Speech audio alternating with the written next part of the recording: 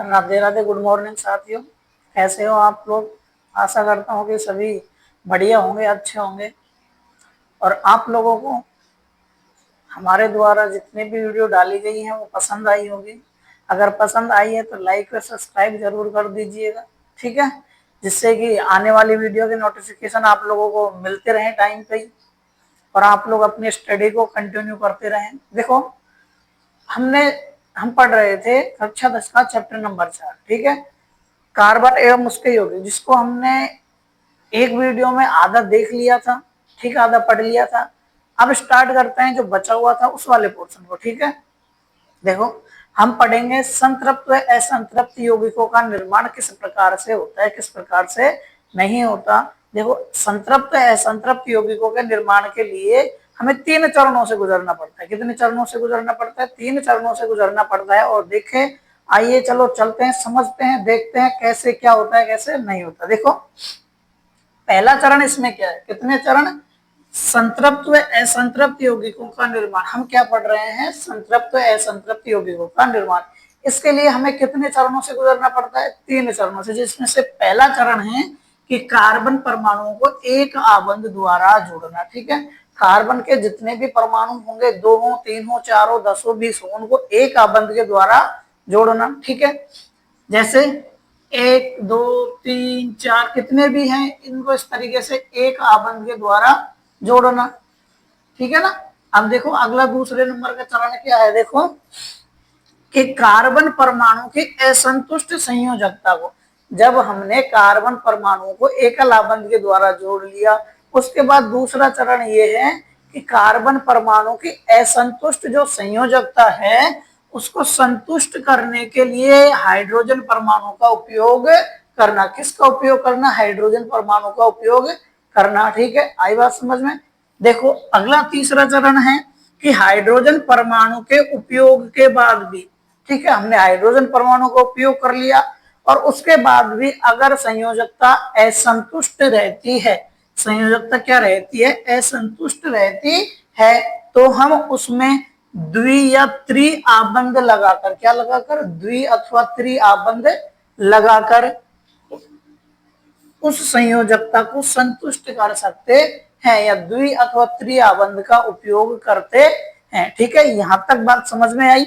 ये 3 चरण थे संतृप्त यौगिकों के निर्माण के लिए। अब देखो, देखते हैं कि किस तरीके से समझने की कोशिश करते हैं, किस तरीके से संतृप्त असंतृप्त यौगिक का निर्माण होता है। आइए चलो चलते हैं। सबसे पहले लेते हैं एथेन को। किसको लेते हैं? एथेन को। समझना, एथेन का सूत्र क्या होता है? C2H6। क्या होता है?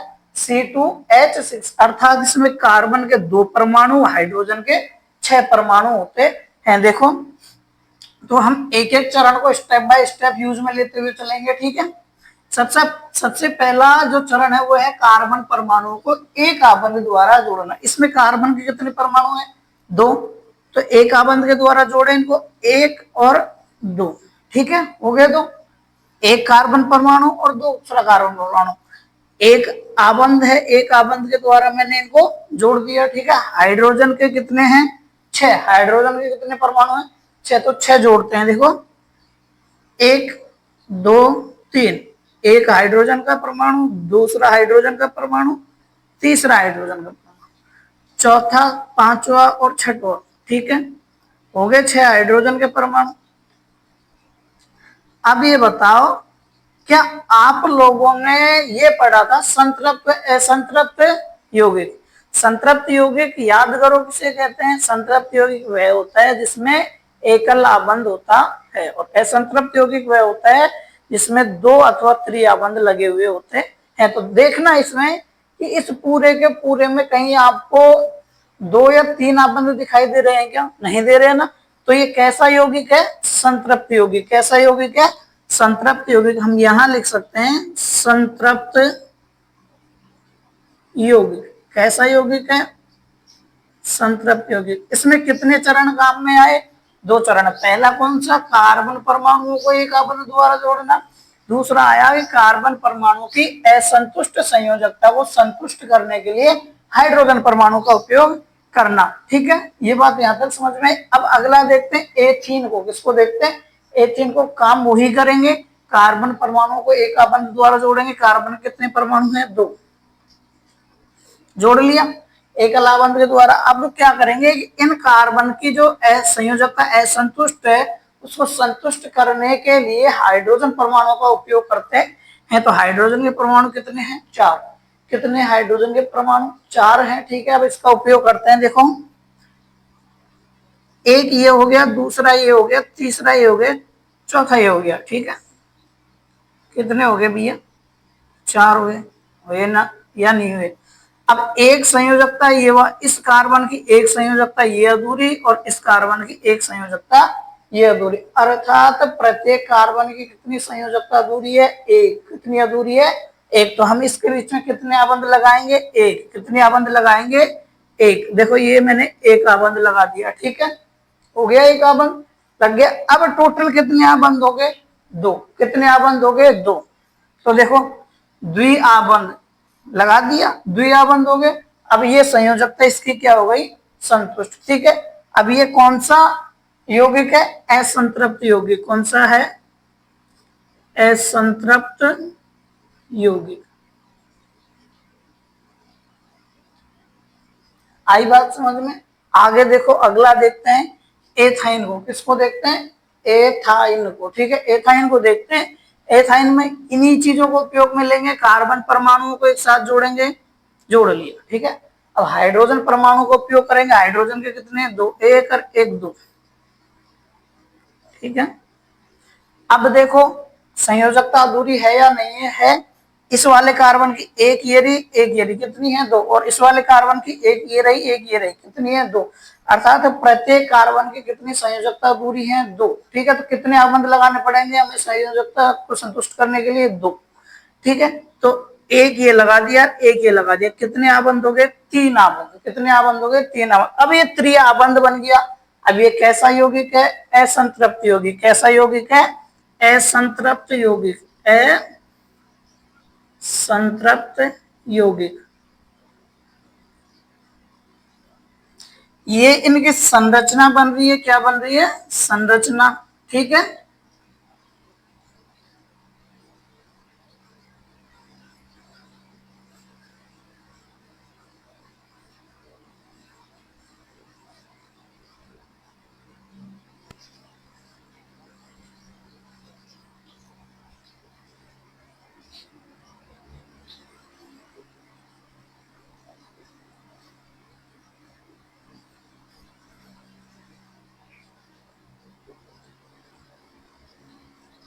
आई बात समझ में?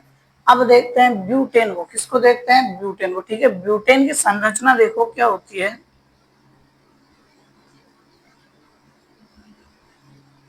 देखो, ब्यूटेन में कार्बन के कितने परमाणु हैं? 4। को 4 कार्बन परमाणु जोड़ते हैं। 1 2 3 हो गए, 4 जोड़ दिए।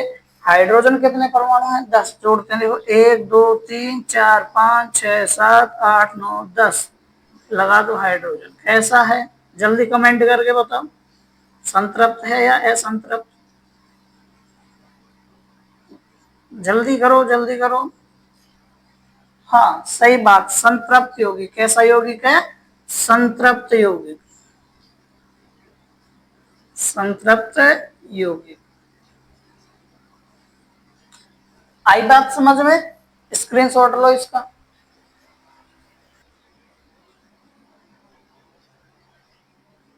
देखो, अब पढ़ते हैं समजातीय श्रेणी के बारे में। किसके बारे में? समजातीय श्रेणी के बारे में। समजातीय श्रेणी होती क्या? जैसे कि नाम से ही पता चल रहा है, समजातीय श्रेणी अर्थात समान जाति के यौगिकों की श्रेणी को समजातीय श्रेणी कहते हैं। आओ देखो, देखते हैं कि कार्बन यौगिकों की ऐसी श्रेणी, कार्बन यौगिकों की ऐसी श्रेणी या ऐसी श्रृंखला जिसमें कार्बन श्रृंखला में स्थित, कार्बन यौगिकों की ऐसी श्रृंखला, ऐसी श्रेणी जिसमें कार्बन श्रृंखला में स्थित हाइड्रोजन को, कार्बन श्रृंखला में स्थित हाइड्रोजन को एक ही प्रकार का प्रकार्यात्मक समूह प्रतिस्थापित करता है, समजातीय श्रेणी कहलाती है। आई बात समझ में?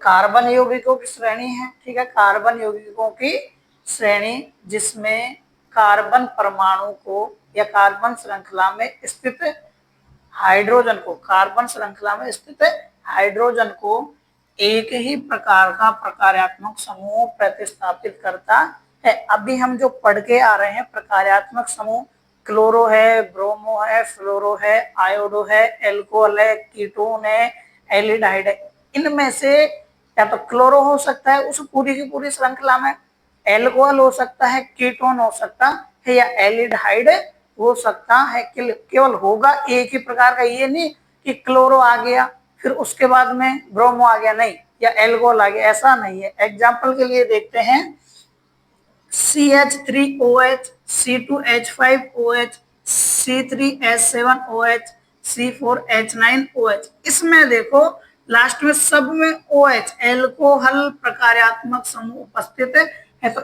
इस प्रकार की जो श्रेणी होती है, इस प्रकार की श्रेणी को क्या कहते हैं, समजातीय श्रेणी। आई बात समझ में कि कार्बन यौगिकों की ऐसी श्रेणी जिसमें कार्बन श्रृंखला में स्थित हाइड्रोजन को, यहाँ पीछे हाइड्रोजन है या नहीं, तो इसमें इस हाइड्रोजन को एक ही प्रकार का प्रकार्यात्मक समूह प्रतिस्थापित कर रहा है। अगर नहीं आए समझ में तो मैं एक एक करके बताता हूँ। इसमें देखो कार्बन के कितने परमाणु हैं, एक इसकी संरचना बनाते हैं। कार्बन का एक परमाणु, हाइड्रोजन है इसके 3 है या नहीं है, यहाँ नहीं, ऊपर ले लेते हैं। देखो पहला सूत्र है ये वाला, इसमें कार्बन का एक परमाणु है, हाइड्रोजन के हैं 3। ठीक है, कितने हैं हाइड्रोजन के, कितने परमाणु हैं, 3। एक हाइड्रोजन ये रहा, एक हाइड्रोजन ये रहा, एक हाइड्रोजन ये रहा, और OH ये लो, OH हो गया। अब दूसरे वाले पे चलते हैं, कार्बन के 2 परमाणु, कार्बन के 2 परमाणु, ठीक है, 1 2 3 4 5, ये भैया हाइड्रोजन के 5, ठीक है, तो लगा दो 5, 1 2 3 4 और 5, और लास्ट में OH है तो यहाँ पे क्या लगेगा, OH। आई बात समझ में, ये वाले यहाँ पे जो हाइड्रोजन है उसको एक ही प्रकार का प्रकार्यात्मक समूह प्रतिस्थापित कर रहा है। आई बात समझ में, ये वाली कौन सी श्रेणी होगी, समजातीय श्रेणी। अब देखो समजातीय श्रेणी के कुछ गुण होते हैं, क्या होते हैं, कुछ गुण होते हैं, उनको हम पढ़ते हैं कि समजातीय श्रेणी के कौन कौन से गुण धर्म होते हैं, कौन कौन से गुण धर्म नहीं होते हैं। आओ देखते हैं। देखो पहला गुण धर्म क्या है कि समजातीय श्रेणी के यौगिक समान रासायनिक गुण प्रदर्शित करते हैं। ठीक है, आई बात समझ में कि समजातीय श्रेणी के जितने भी यौगिक हैं समान रासायनिक गुण धर्म प्रदर्शित करते हैं। ठीक है, अगला देखो, अगला गुण धर्म क्या है कि समजातीय श्रेणी के यौगिकों में C1H2 का अंतर होता है। कितने का अंतर होता है, CH2 का अंतर होता है, अर्थात कार्बन के एक परमाणु का और हाइड्रोजन के 2 परमाणु का अंतर होता है। अब वास्तव में होता या नहीं होता इसको आप देख सकते हो, यहाँ पे कार्बन का एक परमाणु है, यहाँ पे हाइड्रोजन के 2 हैं। ठीक है, अब यहाँ पर कार्बन का 2 परमाणु हो जाते हैं और यहाँ पर हाइड्रोजन के 5 परमाणु हो जाते हैं। तो यहाँ कार्बन कितना था, 1, यहाँ कितना हो गया, तो कार्बन के बीच में कितने का अंतर आया, 1 का। कितने का अंतर आया, 1 का। और यहाँ पर हाइड्रोजन कितने हैं, 3, और यहाँ पर कितने हो जाते हैं, 5। कितने का अंतर आया, 2 का। आई बात समझ में, कार्बन 1 और हाइड्रोजन 2 का अंतर होता है। यहाँ तक बात समझ में आई होगी। अगला गुण देखो कि समजातीय श्रेणी के 2 पड़ोसी यौगिकों के, समजातीय श्रेणी के 2 पड़ोसी यौगिक, जैसे इनको पकड़ते हैं, ठीक है, ये 2 पड़ोसी यौगिक हैं, ठीक है, इन दोनों पड़ोसी यौगिकों के आणविक द्रव्यमान में सदैव 14 यूनिफाइड का अंतर होता है। कितने का अंतर होता है, 14 यूनिफाइड का अंतर होता है। अब होता है या नहीं होता इसको देखते हैं। देखो चलो देखते हैं इसको, यहीं पे देखेंगे, ठीक है, जगह तो है नहीं अपने पास में। इसको लेते हैं, हमको पता है कि कार्बन के इसमें 3 परमाणु है। कार्बन के कितने परमाणु हैं, 3, ठीक है, कार्बन के कितने परमाणु हैं, 3 है। और हमको ये भी पता है कि कार्बन का द्रव्यमान कितना होता है, 12 यूनिफाइड, ठीक है, 3 गुणा 12 प्लस ये हाइड्रोजन है। अब हमको ये भी पता है हाइड्रोजन का द्रव्यमान कितना होता है, 1। कितना होता है, 1, लेकिन हाइड्रोजन कितने हैं, 7, इसलिए किससे गुणा करेंगे, 7 से। तो करो गुणा, 36 और 7 कितने होते हैं बताओ, 43। अरे हुए या नहीं हुए। अब इस वाले को देखते हैं, 4 कार्बन के परमाणु 12 से गुणा करेंगे और हाइड्रोजन का 1, इसको 9 से गुणा करेंगे। ठीक है, देखो ये कितने होते हैं 48 और ये कितने होते हैं 9, तो टोटली कितने हो जाएंगे 57। कितने हो जाएंगे 57। अरे 57 ही होंगे ना। अब इनका अंतर देख लो, इस 57 में से 43 को माइनस कर दो, 4 1, कितने का अंतर आया 14 का। तो कितने का अंतर होता है 14 यूनिफाइड का अंतर होता है। आई बात समझ में, आई बात समझ में। देखो आगे पढ़ते हैं कार्बन यौगिकों के नाम। क्या पढ़ते हैं कार्बन यौगिकों के नाम के बारे में पढ़ते हैं, या कार्बन यौगिकों के नामकरण के बारे में पढ़ते हैं। कार्बन यौगिकों के सामान्यतः दो ही नाम होते हैं, एक तो सामान्य नाम होता है और एक IUPAC नाम होता है। ठीक है, देखो देखते हैं कार्बन यौगिकों के नाम पद्धति। सामान्यतः कार्बन यौगिकों के दो नाम होते हैं, एक तो सामान्य नाम होता है और एक IUPAC नाम होता है। IUPAC नाम के IUPAC की फुल फॉर्म क्या होती है, देखो ये पूछे गए ये पेपर में कई बार। IUPAC का पूरा नाम क्या होता है, international union of pure and applied chemistry. ठीक है, international union of pure and applied chemistry, ये किसका नाम होता है IUPAC का पूरा नाम होता है। अब देखो IUPAC नाम लिखने के कुछ नियम होते हैं, कायदे कानून होते हैं, उन्हीं के अनुसार नाम दिए जाते हैं। वो कौन कौन से कानून हैं जिनके तहत नाम दिए जाते हैं, किस प्रकार से नाम लिखते हैं, हम भी IUPAC नाम लिखना सीखते हैं। देखो आप लोग स्क्रीनशॉट लो इसका। तो अब पढ़ते हैं IUPAC नाम लिखे किस प्रकार से जाते हैं, या IUPAC नाम को लिखना बहुत ही इजी वे में सीखेंगे। देखो IUPAC नाम लिखने के लिए हमें 3 चरणों से गुजरना पड़ता है। कितने चरणों से गुजरना पड़ता है 3 चरणों से गुजरना पड़ता है। तो आइए देखते हैं फटाफट वो 3 चरण कौन कौन से हैं, फिर तो हम भी वैज्ञानिक बन जाएंगे, क्योंकि हम IUPAC नाम लिखना तो सीख जाएंगे तो कुछ तो वैज्ञानिक बनेंगे बनेंगे, कुछ तो फीलिंग्स आएंगी। देखो पहला है यौगिक में कार्बन परमाणु की संख्या ज्ञात करना। यौगिक में कार्बन परमाणु की संख्या ज्ञात करना, वह मूल नाम लिखना, वह मूल नाम लिखना। पहले तो जो भी कार्बन का यौगिक होगा उसमें कार्बन की जितनी भी परमाणु संख्या उसकी गिनती करेंगे कि कार्बन कार्बन है कितने, कार्बन गिन लिया और उसी के अनुसार मूल नाम लिखते हैं। तो देखो कार्बन की गिनती तो हमने कर ली, लेकिन हमें पता ही नहीं है कि एक कार्बन के परमाणु के लिए कौन सा मूल शब्द आएगा, कौन सा मूल नाम आएगा, 2 के लिए कौन सा, 4 5 6 कौन सा, हमें क्या पता। तो देखो कार्बन का अगर एक परमाणु होगा तो मूल नाम में 2 होंगे कार्बन के परमाणु, तो एक 3 होंगे तो प्रोप, 4 होंगे तो ब्यूट, 5 होंगे तो पेंट, 6 होंगे तो एक्स, अगर 7 होंगे तो हेप्ट, 8 होंगे तो ऑक्ट, 9 होंगे तो नॉन और 10 होंगे तो डेक। ये मूल नाम उपयोग में लेते हैं। आई बात समझ में। तो देखो सबसे पहली बात तो ये कि यौगिक में कार्बन परमाणु की संख्या ज्ञात करेंगे या देखेंगे कितनी है, उसके बाद मूल नाम लिखेंगे। कार्बन का 1 परमाणु मेथ, 2 परमाणु एथ, 3 परमाणु ब्यूट, 4 परमाणु प्रो, 5 परमाणु पेंट, 6 परमाणु हेक्स, 7 परमाणु एक्ट, सही है हेक्ट, 8 परमाणु ऑक्ट, 9 परमाणु नॉन और 10 परमाणु डेक। ये अगर है गिन लिया, मूल नाम लिख लिया। दूसरा चरण देखो कौन सा है कि यदि यौगिक संतृप्त है, यदि यौगिक क्या संतृप्त अर्थात एक ही आबंध लगा हुआ है, पूरे में एकल आबंध लगा हुआ है, तो अनुलग्न एन का उपयोग करेंगे। अगर असंतृप्त है और 2 आबंध दिखते हैं, कितने आबंध 2 आबंध हैं तो इन, अगर 3 आबंध हैं तो आइन अनुलग्न लगाते हैं। अनुलग्न का मतलब होता है पीछे लगने वाले, क्या लगने वाले पीछे लगने वाले, और पूर्व लगन का मतलब पहले लगने वाले। अब देखो तीसरा चरण कौन सा है, यदि यौगिक में कोई प्रकार्यात्मक समूह उपस्थित है, यदि यौगिक में प्रकार्यात्मक समूह उपस्थित है तो उसके अनुसार पूर्व लगन में अनुलग्न लगाते हैं। ये 3 चरण अगर समझ में आए हैं तो अब हम कुछ यौगिक हैं उनके IUPAC नाम लिखने की कोशिश करते हैं, सीखते हैं किस प्रकार से लिखा जाता है। देखो सबसे पहले तो मैं एक सूत्र लेता हूं CH4, क्या लेता हूं मुझे भी नहीं पता ये किसका है, CH4, ठीक है। अब सीखते हैं किस प्रकार से लिखा जाता है। इसकी तो पहले तो संरचना बनाते हैं। क्या बनाते हैं? संरचना बनाते हैं। कार्बन का कितना परमाणु? एक। हाइड्रोजन के चार, 1 2 3 4। ठीक है, ये इसकी क्या बन गई?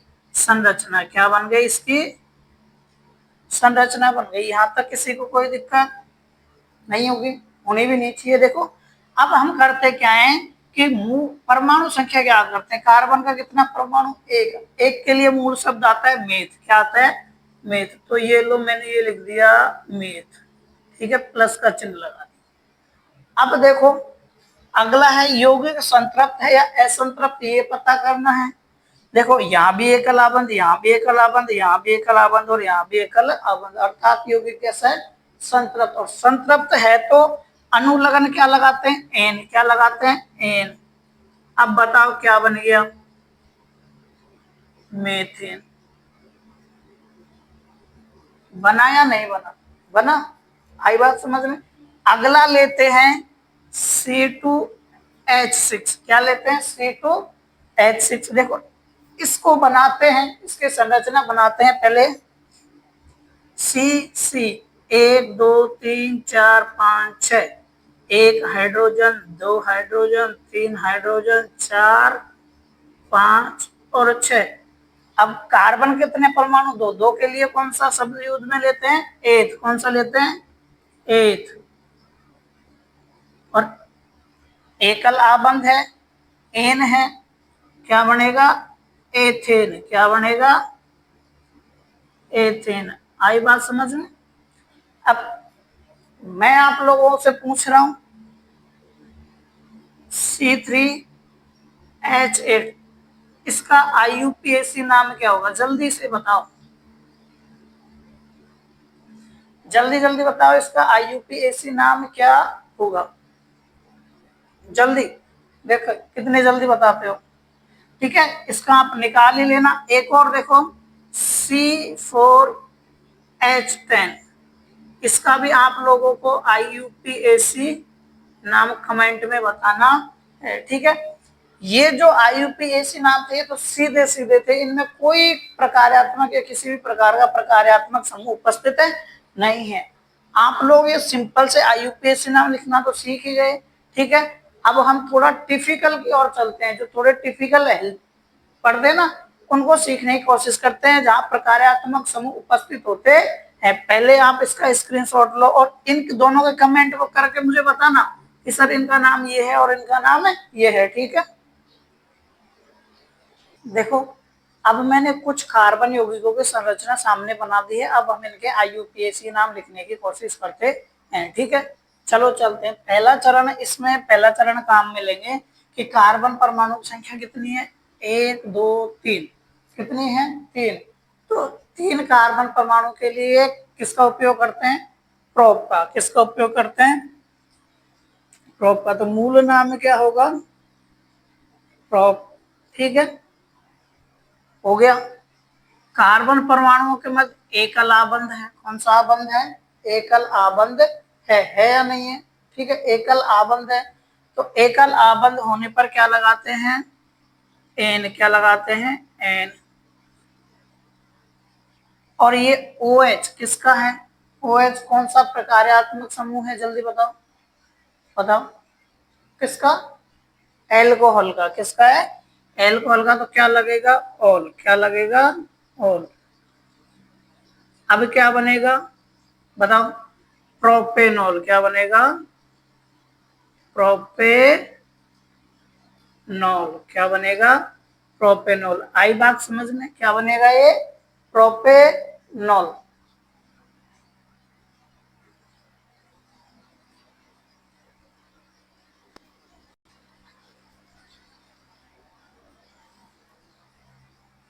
बन गया प्रोपेनॉल। अब अगला वाला देखते हैं। देखो कार्बन परमाणु, कार्बन कितना है? 1 2 3 4।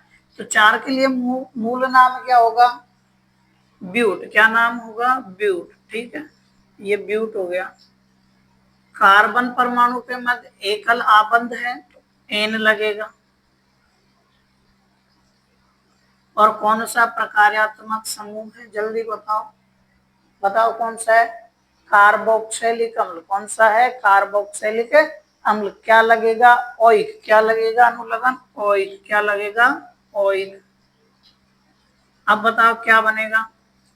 ब्यूटेनोइक। क्या बनेगा? ब्यूटेनोइक। क्या बनेगा? ब्यूटेनोइक। अगर यहाँ 3 होते क्यों तो क्या बन जाता? 3 के लिए देखो, 3 के लिए क्या बन जाता? Prop plus an plus oic. क्या बनता? प्रोपेनोइक। क्या बनता? प्रोपेनोइक। आई बात समझ में? प्रोपेनोइक बन जाता। यहाँ तक क्लियर? आगे देखो, तीसरे नंबर पे कार्बन के कितने परमाणु हैं? 3। कितने परमाणु हैं? 3। मूल नाम क्या होगा? प्रोप। मूल नाम क्या होगा? प्रोप। ये क्या है? पूर्व लगन, क्लोरो। क्या है?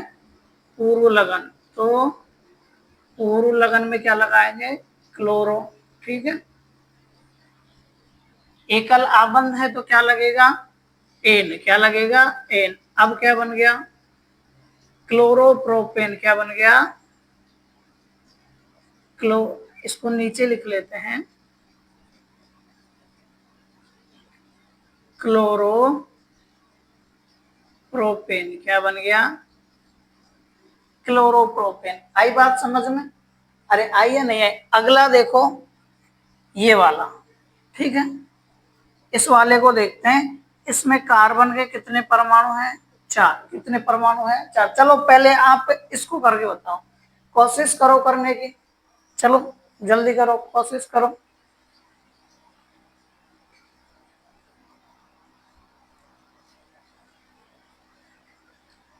करो, कौन से वर्ग का है ये?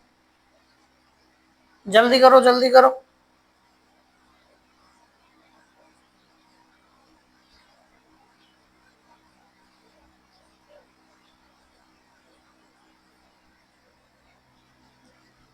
देखो देखते हैं, कार्बन के कितने परमाणु हैं? 4। कितने परमाणु हैं? 4 के लिए क्या लेंगे मूल नाम? ब्यूट। क्या लेंगे? ब्यूट। प्लस कितने आबंध है कार्बन परमाणु के मध्य? 1। तो एन। और ये एलिडहाइड वर्ग का है। कौन से वर्ग का है? एलिडहाइड वर्ग के प्रकार्यात्मक समूह है, तो एल लगेगा। क्या लगेगा? एल। अब क्या बन गया? बताओ क्या बन गया? ब्यूटेनेल। क्या बन गया? ब्यूटेनेल। क्या बन गया? ब्यूटेनेल। आई बात समझ में? अब इस वाले को देखते हैं कि ये वाला है कौन से वर्ग का है, क्या है, क्या नहीं है। देखो, सबसे पहले इसमें कार्बन परमाणु की संख्या ज्ञात करते हैं। कार्बन परमाणु की संख्या इसमें कितनी है? 4। कितनी है कार्बन परमाणु की संख्या इसमें? 4। तो 4 के लिए मूल नाम क्या होगा? चलो बताओ, 4 के लिए मूल नाम क्या होगा? ब्यूट। क्या होगा? ब्यूट। अरे होगा या नहीं होगा? ये सॉरी ब्यूट होगा। ठीक है, ये मैंने ब्यूट लिख दिया। कार्बन परमाणु के बीच कितने आबंध? 1 आबंध। तो क्या लगेंगे? एन। ठीक है। अब ये कौन से प्रकार्यात्मक समूह का है? ये कीटोन का। अरे किसका है? कीटोन का। अब कीटोन के साथ में जब मैंने एन बताया था उस समय क्या लगा था? ऑन। क्या लगा था? ऑन लगा था। तो अब क्या बनेगा ये? ब्यूटेनॉन। क्या बनेगा? ब्यूटेनॉन। क्या बन गया? ब्यूटेनॉन। आई बात समझ में? उतारो इनको, स्क्रीनशॉट लो जल्दी से इनका। देखो, इस तरीके से आप लोग कितने भी कार्ब कोई सा भी यौगिक को उसका IUPAC नाम लिख सकते हैं। देखो, अब पढ़ते हैं कार्बन यौगिकों के गुणधर्म के। कार्बन यौगिक होते हैं, उनके कुछ गुणधर्म होते हैं, वो क्या होते हैं, क्या नहीं होते हैं। पहला है दहन। दहन का मतलब होता है जलना। क्या होता है? जलना। और जैसे कि हम पहले भी पढ़ चुके हैं कुछ वीडियो में, कि कि दहन के लिए ऑक्सीजन, ईंधन तो जरूरी है, ईंधन के साथ में जलाने वाली भी वस्तु चाहिए और साथ में ऑक्सीजन का होना अनिवार्य है। अगर ऑक्सीजन नहीं होगी तो दहन नहीं होगा। ठीक है, चलो देखते हैं। देखो पहला पढ़ेंगे दहन। क्या पढ़ेंगे? दहन। तो देखो सभी कार्बन यौगिक अपने सभी अपरूपों में, कार्बन के जितने भी यौगिक है अपने सभी अपरूपों में ऑक्सीजन के साथ दहन करके ऊष्मा प्रकाश में CO2 उत्पन्न करते हैं। ये बात आप लोग सभी जानते हैं। जब भी किसी भी पदार्थ का दहन होता है तो ऑक्सीजन की उपस्थिति में ही होता है, और वो प्रत्येक वस्तु किसकी बनी हुई होती है? कार्बन के यौगिक की। ठीक है, तो कार्बन अपने सभी अपरूपों में ऑक्सीजन के साथ अभिक्रिया करके ऊष्मा प्रकाश व कार्बन डाइऑक्साइड उत्पन्न करता है। ठीक है, आगे देखो साथ ही जलवाष्प भी उत्पन्न करता है और इनके साथ भी जलवाष्प उत्पन्न करता है। ठीक है, आगे देखो कार्बन यौगिकों के दहन में अत्यधिक ऊष्मा निकलती है। जब कार्बन यौगिकों का दहन किया जाता है तब अत्यधिक ऊष्मा, बहुत ज्यादा ऊष्मा उत्पन्न होती है। ठीक है, जिसके कारण ये लगातार जलते रहते हैं, जिसके कारण वो ऊष्मा इतनी अधिक उत्पन्न होती है कि लगातार जलते रहते हैं। आगे देखो इसलिए इनका उपयोग ईंधन के लिए किया जाता है। यही कारण है, लगातार जलते रहते हैं, यही कारण है कि इनका उपयोग ईंधन के लिए किया जाता है। यह सदैव ज्वाला के साथ जलते हैं और हमेशा ये किसके साथ चलते हैं? ज्वाला के साथ में, अर्थात लौ के साथ जलते हैं। संतृप्त हाइड्रोकार्बन, कौन से हाइड्रोकार्बन? संतृप्त हाइड्रोकार्बन स्वच्छ नीली ज्वाला के साथ जलता है। संतृप्त हाइड्रोकार्बन कैसी ज्वाला के साथ में जलता है? नीली ज्वाला के साथ में जलता है। एग्जाम्पल के लिए आपके या फिर हमारे सभी के रसोई घर में यूज आने वाली जो गैस है LPG, वो भी एक कार्बनिक यौगिक है। ठीक है, कौन सी यौगिक है? कार्बनिक यौगिक है। ये संतृप्त हाइड्रोकार्बन है, तो आप जब देखते हो तो ये जलती है तब स्वच्छ नीली ज्वाला के साथ में जलती है। ठीक है, आगे देखो क्योंकि इसका कारण यह है क्योंकि इसका पूर्ण दहन होता है। इसका पूर्ण दहन होता है मतलब पूरी की पूरी ही जलती है। ये नहीं कुछ भाग जल रहा है कुछ नहीं जल रहा है, ऐसा नहीं है, ये पूरी जलती है। लेकिन असंतृप्त हाइड्रोकार्बन, लेकिन जब असंतृप्त हाइड्रोकार्बन का दहन होता है तो ये पीली ज्वाला के साथ जलता है। लेकिन असंतृप्त हाइड्रोकार्बन धुएं वाली पीली ज्वाला के साथ में जलता है क्योंकि इसका पूर्ण दहन नहीं होता, क्योंकि इसका पूर्ण दहन नहीं होता। इसीलिए जो खाना बनाने वाले बर्तन है इनके नीचे वाली तली है वो कजली हो जाती है। आप लोगों ने देखा होगा कोयला वगैरह है और भी ईंधन है, जब इनको जलाते हैं तो ये धुएं वाली पीली ज्वाला के साथ में जलते हैं और ये भोजन बनाने वाले बर्तनों की तली को काला कर देते हैं। आई बात समझ में? आगे देखो अगली अभिक्रिया पढ़ते हैं, ऑक्सीकरण अभिक्रिया। कौन सी अभिक्रिया? ऑक्सीकरण अभिक्रिया। देखो ऑक्सीकरण अभिक्रिया क्या होती है? वह अभिक्रिया जिसमें किसी तत्व या यौगिक में ऑक्सीजन जुड़ती है, वह अभिक्रिया जिसमें किसी तत्व में या यौगिक में क्या जुड़ती है? ऑक्सीजन जुड़ती है और हाइड्रोजन का निष्कासन होता है, हाइड्रोजन गैस का निष्कासन होता है, अर्थात ऑक्सीजन जुड़ती है और हाइड्रोजन हट जाती है। उदाहरण के लिए एथेनॉल को, किसको? एथेनॉल को क्षारीय पोटेशियम परमैंगनेट अम्लीकृत पोटेशियम डाइक्रोमेट की उपस्थिति में जब गर्म किया जाता है तो ये एथेनोइक अम्ल में बदल जाता है। किस में बदल जाता है? एथेनोइक अम्ल में बदल जाता है। ये क्या है? एथेनॉल। ये क्या है? एथेनॉल। ठीक है, आई बात समझ में? उदाहरण के लिए एथेनोइक अम्ल को क्षारीय पोटेशियम परमैंगनेट अम्लीकृत पोटेशियम डाइक्रोमेट की उपस्थिति में जब गर्म किया जाता है तब ये एथेनोइक अम्ल में बदल जाता है। आगे देखो संकलन अभिक्रिया। कौन सी अभिक्रिया? संकलन अभिक्रिया। देखो संकलन अभिक्रिया क्या होती है? संकलन अभिक्रिया में अभिकारक तत्व या यौगिक के साथ में एक अभिकारक का तत्व या यौगिक के साथ जुड़ जाता है। देखो ऐसी अभिक्रिया जिसमें एक अभिकारक यौगिक या तत्व, एक अभिकारक का यौगिक या तत्व दूसरे अभिकारक यौगिक या तत्व से जुड़कर बड़े यौगिक का निर्माण कर लेता है, वह ऐसी अभिक्रिया इसमें एक अभिकारक का जो तत्व या यौगिक है वो दूसरे अभिकारक के यौगिक या तत्व में जुड़कर बड़ी यौगिक का निर्माण कर लेता है। उदाहरण के लिए पैलेडियम या निकेल जैसे उत्प्रेरकों की उपस्थिति में, ठीक है, उदाहरण के लिए पैलेडियम या निकेल जैसे उत्प्रेरकों की उपस्थिति में असंतृप्त हाइड्रोकार्बन में हाइड्रोजन जुड़कर संतृप्त हाइड्रोकार्बन बना देते हैं। आई बात समझ में? स्क्रीनशॉट लो इसका। देखो अब पढ़ते हैं कुछ महत्वपूर्ण कार्बनिक यौगिक, उनके बारे में चर्चा करते हैं। देखो वो महत्वपूर्ण कार्बनिक यौगिक में पहला है एथेनॉल। क्या नाम है उसका? एथेनॉल। क्या नाम है? एथेनॉल। देखो एथेनॉल को सामान्यतः एथिल एल्कोहल या सिर्फ एल्कोहल भी कहते हैं। क्या कहते हैं? एथिल एल्कोहल या एल्कोहल भी कहा जाता है। इसका सूत्र क्या होता है? C2H5OH।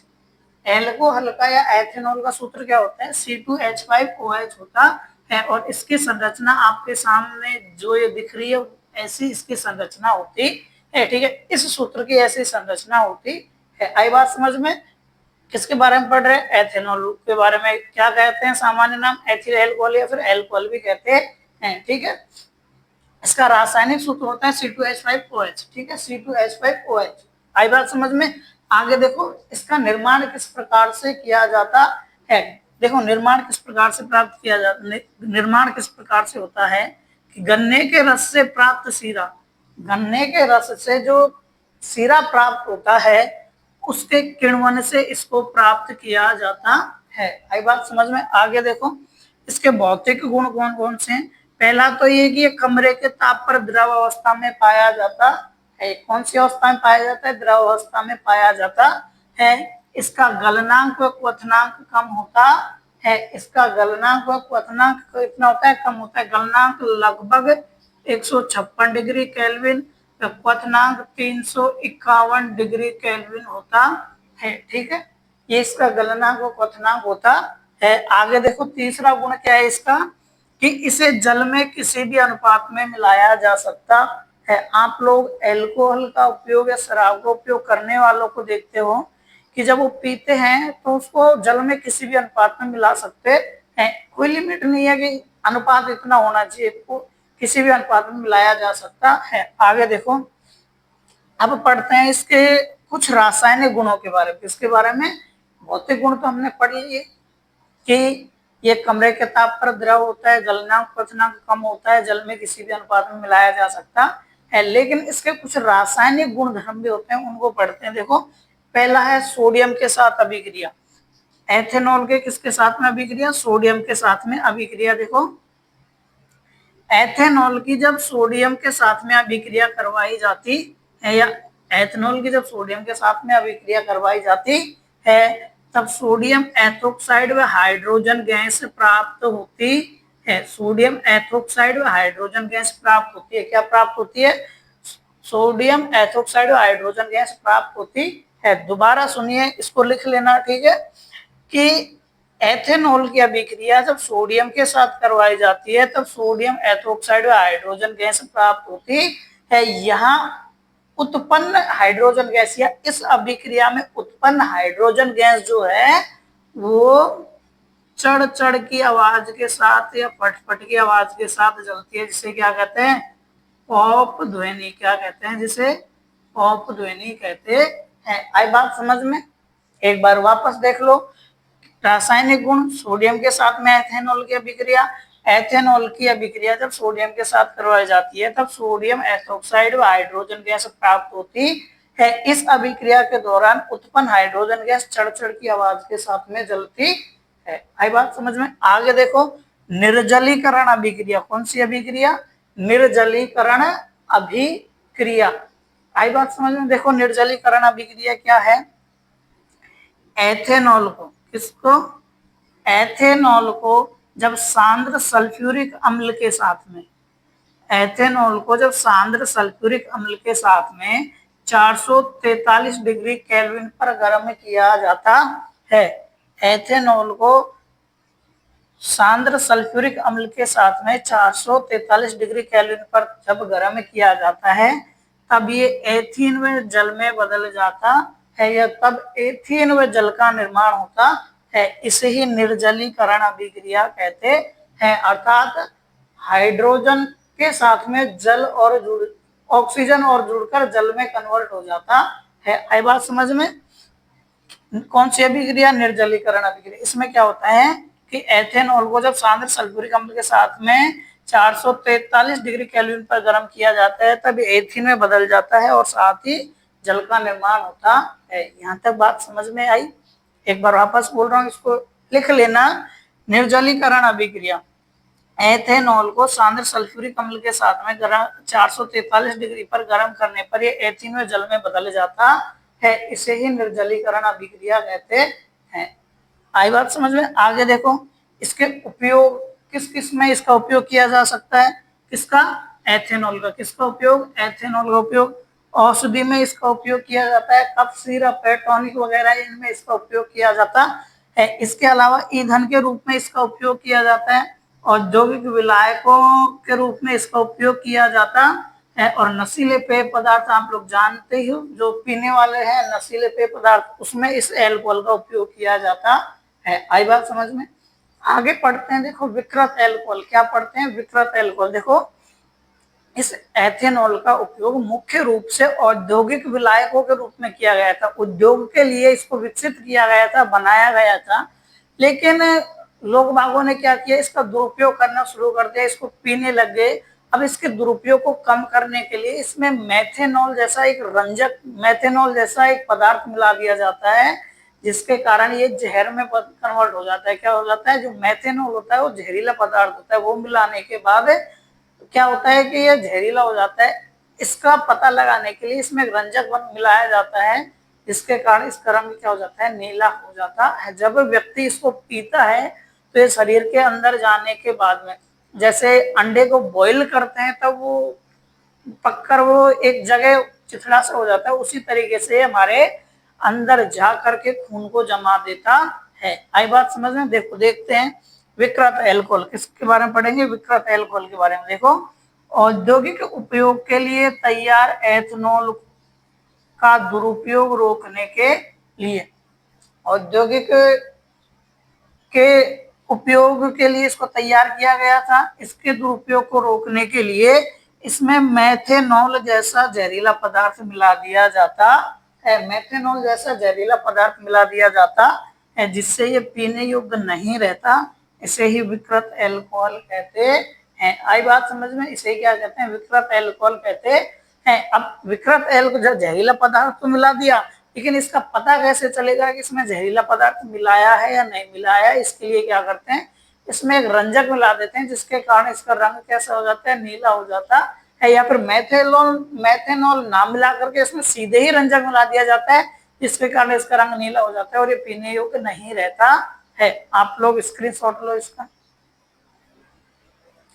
देखो अगला पढ़ते हैं एथेनोइक अम्ल के बारे में। किसके बारे में? एथेनोइक अम्ल के बारे में पढ़ते हैं। देखो एथेनोइक अम्ल, इसका सामान्य नाम एसिटिक अम्ल या सिरका होता है, या इसे एसिटिक अम्ल या सिरके के नाम से भी जाना जाता है। इसका रासायनिक सूत्र CH3COOH होता है। ठीक है, आगे देखो इसका निर्माण किस प्रकार होता है? प्रयोगशाला में। ठीक है, प्रयोगशाला में एथेनॉल को क्षारीय पोटेशियम परमैंगनेट या अम्लीकृत पोटेशियम डाइक्रोमेट की उपस्थिति में गर्म करके एथेनोइक अम्ल में बदला जाता है। ये एथेनॉल रहा, ये आपका क्षारीय पोटेशियम परमैंगनेट या अम्लीकृत पोटेशियम डाइक्रोमेट, इसकी उपस्थिति में जब इस एथेनॉल को गर्म किया जाता है तब ये एथेनोइक अम्ल में बदल जाता है। किसमें बदल जाता है? एथेनोइक अम्ल में बदल जाता है। आई बात समझ में? आगे देखो इसके भौतिक गुण के बारे में पढ़ते हैं कि एथेनोइक अम्ल के क्या क्या भौतिक गुण होते हैं। पहला है इसका गलनांक व क्वथनांक काफी कम होता है। इसका गलनांक और क्वथनांक दोनों ही क्या होते हैं? कम होते हैं। इसका गलनांक कम होने के कारण, गलनांक कम होता है, इसके कारण ये क्या होता है? ठंड के दिनों में या शीत दिनों में ये जम जाता है और बर्फ के गुच्छे प्रदान करता है, इसीलिए इसे ग्लेशियल एसिटिक अम्ल भी कहते हैं। तो इसका दूसरा नाम और मिल गया एथेनोइक अम्ल का, ग्लेशियल एसिटिक अम्ल। क्यों? क्योंकि इसका गलनांक कम होता है। इसीलिए ये शीत ऋतु में या सर्दियों के दिनों में या शीत दिनों में या ठंडे दिनों में ये जम जाते हैं और जम करके बर्फ जैसे गुच्छे प्रदान करते हैं, इसलिए इसे ग्लेशियल एसिटिक अम्ल भी कहते हैं। आगे देखो रासायनिक गुणधर्म, इसके रासायनिक गुणधर्म पढ़ते हैं। पहला पढ़ते हैं अम्लीयता। क्या पढ़ते हैं? अम्लीयता। ये HCl से तो दुर्बल होता है, एथेनोइक अम्ल है, HCl अम्ल से क्या होता है? दुर्बल। लेकिन एथेनॉल या एल्कोहल, एथेनॉल या एल्कोहल से ये क्या होता है? प्रबल। ये क्या होता है? प्रबल होता है। अपनी अम्लीय प्रकृति के कारण सोडियम के साथ में अभिक्रिया करके हाइड्रोजन गैस उत्पन्न करता है। कौन सी गैस उत्पन्न करता है? हाइड्रोजन गैस उत्पन्न करता है। आई बात समझ में? ये एथेनोइक अम्ल अपनी अम्लीय प्रकृति के कारण सोडियम से अभिक्रिया करके हाइड्रोजन गैस उत्पन्न करता है। आगे देखो क्षारकों के साथ में अभिक्रिया। ठीक है, क्षारक कौन से हैं? कौन किसके साथ में अभिक्रिया? जब एथेनोइक अम्ल की अभिक्रिया, ध्यान से सुनना, जब एथेनोइक अम्ल की अभिक्रिया सोडियम हाइड्रोक्साइड के साथ करवाई जाती है, किसके साथ में करवाई जाती है? सोडियम हाइड्रोक्साइड के साथ में करवाई जाती है, तब सोडियम एसीटेट व जल प्राप्त होता है। क्या क्या प्राप्त होते हैं? सोडियम एसीटेट व जल प्राप्त होता है। आई बात समझ में? एक बार वापस देखो, क्षारक के साथ अभिक्रिया सोडियम हाइड्रोक्साइड, ये क्या है? एक क्षार है। ठीक है, जब एथेनोइक अम्ल की अभिक्रिया सोडियम हाइड्रोक्साइड के साथ करवाई जाती है तब सोडियम एसीटेट व जल प्राप्त होता है। आई बात समझ में? इसको लिख लेना, इस वाले समीकरण को भी और जो लैंग्वेज मैंने बोली थी उसको भी। ठीक है, अब पढ़ते हैं एस्टीकरण। क्या पढ़ते हैं? एस्टीकरण। देखो एस्टीकरण होता क्या है कि जब एथेनोइक अम्ल की अभिक्रिया शुद्ध एथेनॉल से करवाई जाती है। ठीक है, इस एथेनोइक अम्ल की अभिक्रिया शुद्ध C2H5OH के साथ में करवाई जाती है, तब एक फलों के जैसी मधुर गंध देने वाले द्रव का निर्माण होता है। इस द्रव को क्या कहते हैं? एस्टर। क्या कहते हैं? एस्टर। और इसी प्रक्रिया को एस्टीकरण भी कहते हैं। आइए देखो, देखते हैं कि एथेनोइक अम्ल किसी अम्ल उत्प्रेरक की उपस्थिति में, ठीक है, एथेनोइक अम्ल किसी अम्ल उत्प्रेरक की उपस्थिति में एथेनॉल से अभिक्रिया करके, शुद्ध एथेनॉल से अभिक्रिया करके फलों की मधुर गंध देने वाले द्रव बनाता है, जिसे एस्टर कहते हैं। और इस प्रक्रिया को एस्टीकरण भी कहते हैं। आई बात समझ में? एथेनोइक अम्ल की अभिक्रिया किसी अम्ल उत्प्रेरक के साथ में या अम्ल उत्प्रेरक की उपस्थिति में एथेनॉल के साथ करवाते हैं, तब ये फलों के जैसी मधुर गंध देने वाले द्रव का निर्माण करता है, जिसे क्या कहते हैं? एस्टर। क्या कहते हैं? एस्टर। और इस पूरी प्रक्रिया को क्या कहते हैं? एस्टीकरण कहते हैं। अब देखो इसका उपयोग कहाँ कहाँ किया जाता है? किसका? एथेनोइक अम्ल का उपयोग कहाँ कहाँ किया जाता है? विनेगर बनाने में और आचार परिरक्षक के रूप में किया जाता है। आचार परिरक्षक के रूप में कैसे? देखो एथेनोइक का 4 से 8% भाग, कितना? 4 से 8% भाग, या विनेगर का 4 से 8% भाग क्या कहलाता है? सिरका। क्या कहलाता है? सिरका। मैंने पहले भी लिखा था कि इसका अन्य नाम क्या है? सिरका। अब अचार के परिरक्षक में सिरके का उपयोग किया जाता है। आज समझ में? स्क्रीनशॉट लो इसका।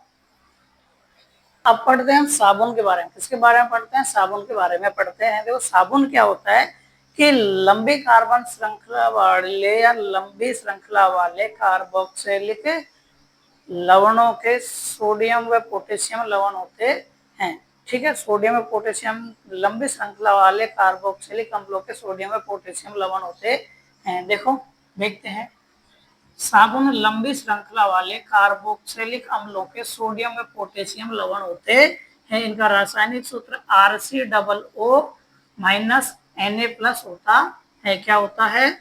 RC नहीं दिख रहा? ये लो, RCOO Na+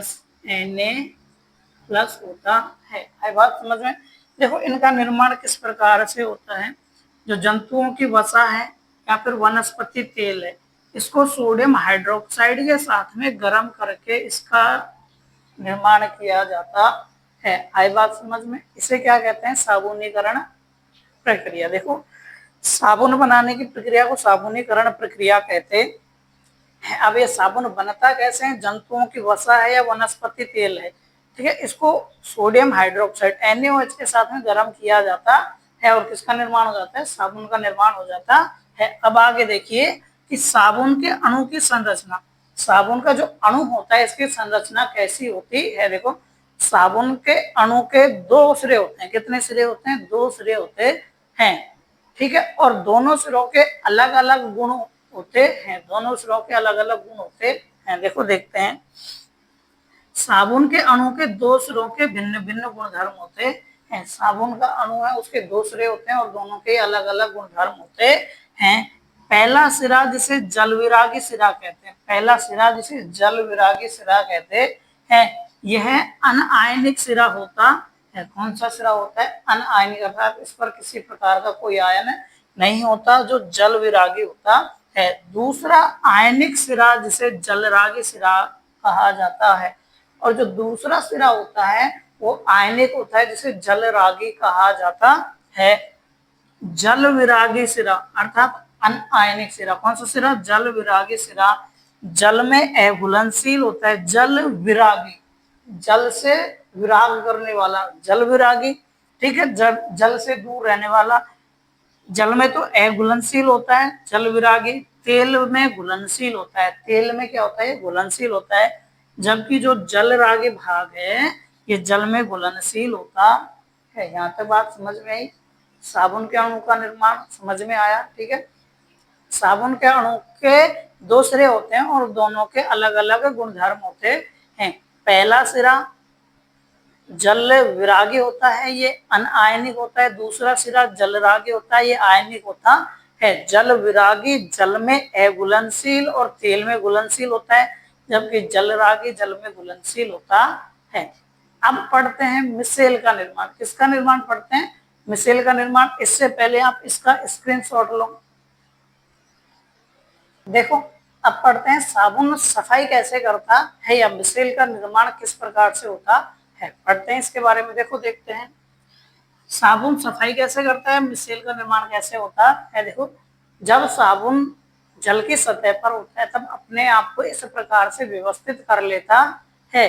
देखो पढ़ते हैं, जब साबुन जल की सतह पर होता है, कहाँ पर होता है, जल की सतह पर होता है, तब अपने आप को यह इस प्रकार व्यवस्थित कर लेता है कि इसका जो जलरागी सिरा है, जलरागी सिरा जल के अंदर होता है, तो जल विरागी जल के बाहर होता है। आई बात समझ में, जल के सतह पर होता है तब जलरागी सिरा जल के अंदर और जल विरागी सिरा जल के बाहर होता है। जल के अंदर इन अणुओं की एक विशेष गुच्छे जैसी व्यवस्था होती है, जल के अंदर इन अणुओं की एक विशेष गुच्छे जैसी व्यवस्था होती है, जिसमें जलरागी सिरा जल के बाहर बना रहता है, सॉरी जल विरागी सिरा, जिसमें जल विरागी सिरा जल के बाहर बना रहता है। देखो मेरी बात ध्यान से सुनना कि जब साबुन के अणु जल की सतह पर होते हैं तब ये अपने आप को इस प्रकार व्यवस्थित करते हैं कि जल रागी सिरा जल के अंदर, जल विरागी सिरा जल के बाहर बना रहता है, ठीक है।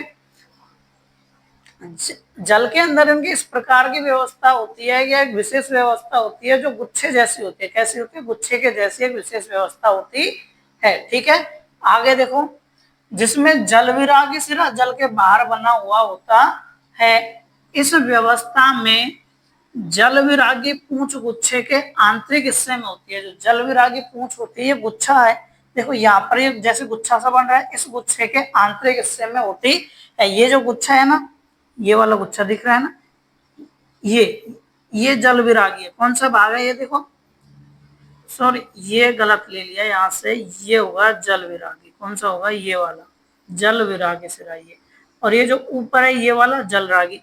अब ये जो वाला सिरा है ये गुच्छे के अंदर होता है, कहाँ पर होता है, ये गुच्छे के अंदर होता है। ये देखो ये गुच्छे के अंदर रहा है या नहीं, है ना गुच्छे के अंदर।